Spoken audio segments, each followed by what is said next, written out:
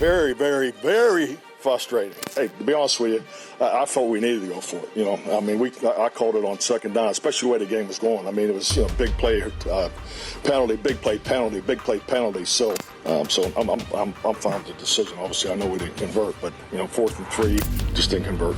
I'm not trying to be rude. I'm humble pied out. Okay. This sucks. I'm talking about my lighting system malfunctioning this morning, so we have to go back to the old system for a bit. But on top of that, I have to sit here and tell you, as a Dallas Cowboys fan, that we're actually f***ed. No, I mean, like, we are seriously screwed at this point. It's not a knee-jerk overreaction from the fact that we lost to the Green Bay Packers, but don't worry, that is a part of it. It's the fact that when you look at the road ahead for the Dallas Cowboys, things are not really looking too good, guys. So before we get to the content, make sure you drop a like, subscribe, and turn on our notifications to help the channel grow. And now that we get all of that out of the way, work!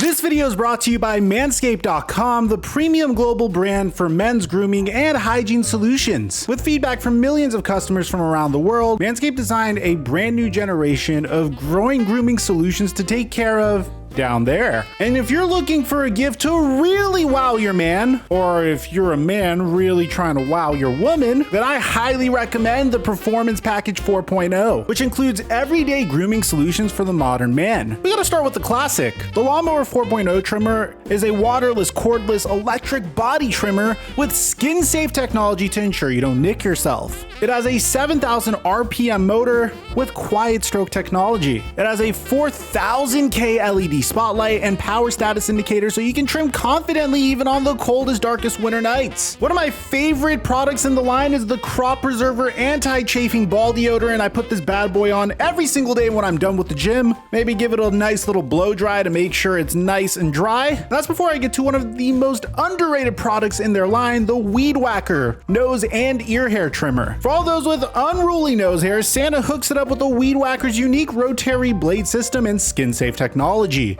so you can help reduce tugging and tears on Christmas morning. Don't let your chimney get clogged up with unruly hairs. The Weed Whacker by Manscaped is the safe and simple solution to whacking the weeds. This is the perfect gift for dad or grandpa and so many other tools out there that don't have the same skin-safe technology, and that makes this truly a premium gift. Like the Lawnmower 4.0, the Weed Whacker Nose and Ear Hair Trimmer is also waterproof and cordless, so cleanup is a breeze. And in honor of the giving season, Manscaped is hooking you up with 20% off plus free international shipping when you use my promo code FLIGHT at checkout. That's promo code FLIGHT at manscaped.com for 20% off plus free international shipping. And thank you, Manscaped, for the sponsor. Mic check 1 2 1 2. What's going on, everybody? The moment I saw that the Dallas Cowboys were favored in betting versus the Green Bay Packers, I just had a bad feeling about it. I mean, I personally have a rule where I never bet on the Dallas Cowboys ever because there just never is that type of consistency. But the fact that they were favored against Aaron Rodgers and the Green Bay Packers just didn't sit right with me. I mean, yeah, the Green Bay Packers had a major losing streak coming into Sunday's matchup versus the Dallas Cowboys, but this is still a team that had yet to defeat Aaron Rodgers. I mean, I can't even think of a point in my fandom where we were able to successfully defeat Aaron Rodgers, primarily because the two moments that stick out to me the most is Dez Bryant's catch and Aaron Rodgers just shattering the Dallas Cowboys' hopes and dreams in Dak and Zeke's rookie season with the Cowboys, which was probably one of our more promising seasons recently. So going into this game, I still looked at the Green Bay Packers as the old Green Bay Packers. Yeah, I still do think the Green Bay Packers made a horrific mistake in keeping Aaron Rodgers as opposed to trading him, which I stand by that take and will forever stand by that take in my previous video. So if you want to go into the comment section Watson and roast me in that video, I already had that accounted for. Hell, in that video, I even said I wouldn't be surprised if Aaron Rodgers beat the Cowboys. For all you know, Aaron Rodgers destroys the Dallas Cowboys and makes me cry on my channel next week. You never know. But let's put that aside, because we will make you a separate upload just based on the dominance of Christian Watson. I mean, who would have thought that the wide receiver that the Green Bay Packers decided to take highest in the NFL draft would eventually end up being Aaron Rodgers' favorite target? That aside, it was a remarkable performance by Christian Watson and Aaron Rodgers. It was really nice to see Aaron Rodgers get back into the swing of things and not ride off into the sunset playing like a shell of his former self like he was in the games leading up to it. It's really nice to see the Green Bay Packers chemistry get up and going. It just sucks that it had to be against the Dallas Cowboys, but the fact that it was against the Dallas Cowboys, who are a top defense in the NFL, should give them more confidence moving forward. But this video isn't necessarily about the Green Bay Packers. It's how the Dallas Cowboys are really screwed. You see, going into the matchup against the Green Bay Packers came in with a 3-6 record. The Dallas Cowboys were coming off of a bye and they only lost 2 games. In one of those games, they didn't even have their starting QB, and in the other game was when their starting QB went down with an injury against Tom Brady, while his offensive line was kind of intact, not necessarily fully a shell of its former self, but it was kind of intact. He had more players healthy then than he would later on in the season. So coming into this game, it was no wonder why the Cowboys were favored to begin with. I mean, they're coming off of a bye week. They're 6-2. They are neck and neck in the race for second place in the NFC East. And to be honest, this game should technically be a gimme. I mean, Aaron Rodgers was struggling all season long. His wide receiver room just got more and more thin with the recent injury of Romeo Doubs, which at the same time could have been a disadvantage because there wasn't necessarily any film on Aaron Rodgers and Christian Watson doing their thing prior to this week, but that's besides the point. In the game, there were multiple things that really disturbed me, and it's not that I'm a huge Mike McCarthy hater. It's just I've seen multiple instances in his tenure with the Dallas Cowboys where he's just made some very head-scratching decisions. I mean, there are moments where he is very, very aggressive where I just don't think it makes sense. Then there are also moments where I think he's just too conservative for the moment that's presented to him. And I don't think there's a better example of Mike McCarthy just managing a game poorly than how the Dallas Cowboys concluded their game against the Green Bay Packers on Sunday. You see, I could understand Mike McCarthy's fear of Aaron Rodgers. I could understand the fact that you realize if you kick a field goal in overtime, Aaron Rodgers will get the ball back and he'll have to drive down the field fully in order to at least kick a field goal to tie up the game or score a touchdown and win the game. The thing is, at that point, if we're going to do analytics, you basically are making a choice in regards to probability. On 4th and 4, do you think you have a better chance of winning the game if Brett Maher kicks a field goal, let's assume he converts the field goal, and then depending on your defense, which has done a remarkable job so far this past year to contain Aaron Rodgers to at least a field goal to keep the game going, or to just completely contain him and end the game? Or do you feel like there's a greater chance that Dak Prescott can convert on 4th down to keep the drive going and try to score a touchdown? I mean, considering how the Cowboys offense went ice cold during the latter part of the game and allowed Aaron Rodgers to come back to tie the game, to send it to overtime to begin with, I think I would have opted for the field goal in that instance. I understand recognizing Aaron Rodgers' greatness and his ability to potentially come all the way down the field and win the game, but at the same time, you needed to understand that this was an Aaron Rodgers that, for the most part, is still trying to figure it out with his teammates. I mean, I feel like it's definitely one of those situations where if Mike McCarthy converted the 4th down and the Cowboys would have won the game, we wouldn't be having this conversation. But since it was a huge failure, we're all scrutinizing him and criticizing him. But I'm just trying to think based off of logic here. I think there is way too little faith in the Dallas Cowboys defense versus Aaron Rodgers. Maybe Aaron Rodgers does beat the Cowboys at that point, but I don't think anyone would knock the Cowboys for kicking a field goal and then depending on one of the top defenses in the NFL to try to make a stand against Aaron Rodgers. I don't think anyone would have knocked him, but in this case, going for it on 4th down, definitely something that you can knock Mike McCarthy for. Still is the reason why I'm not necessarily 100% sold on him as a head coach. I don't think I ever will be. But Mike McCarthy rant aside, I didn't even get to the main reason why the Dallas Cowboys are screwed at this point. You see, me, we're still recovering and coping with the loss against the Green Bay Packers in Week 10. Some of us haven't even looked ahead towards Week 11 and Week 12. Hopefully they hit practice and get it together. But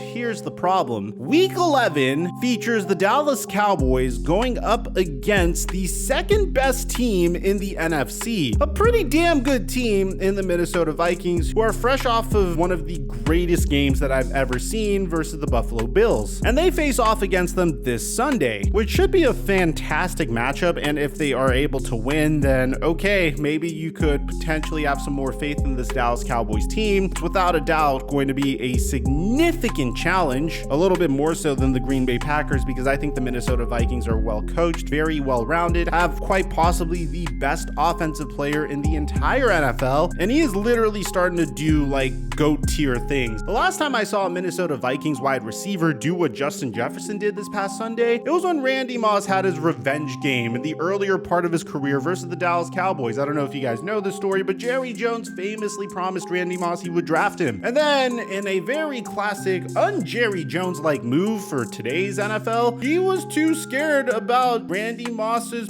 personality and thought that he may have been too volatile to take on. Definitely one of the bigger mistakes of Jerry Jones's career. Randy Moss put up 3 touchdowns against him in what was his coming out party, and Justin Jefferson just had a remarkable performance against the Buffalo Bills. So the Dallas Cowboys are now facing off against the 8-1 Minnesota Vikings. But wait, there's more. You know how they recently went down to 3rd place in the NFC East? Because hey, I didn't know if you noticed, but that team that's been rebuilding for the past half decade, the New York Giants, they're pretty freaking good at football. Well, guess what? 4 days after competing against the second best team in the NFL, they have to go up against the second best team in the NFC East with very little rest, while the New York Giants are going to be 4 days removed from playing the Detroit Lions. This is going to go down on national television, and as the unbiased Dallas Cowboy fan, I will admit there's a good chance we drop both of these games. And at that point, you're going to be looking at a team that goes from 6-3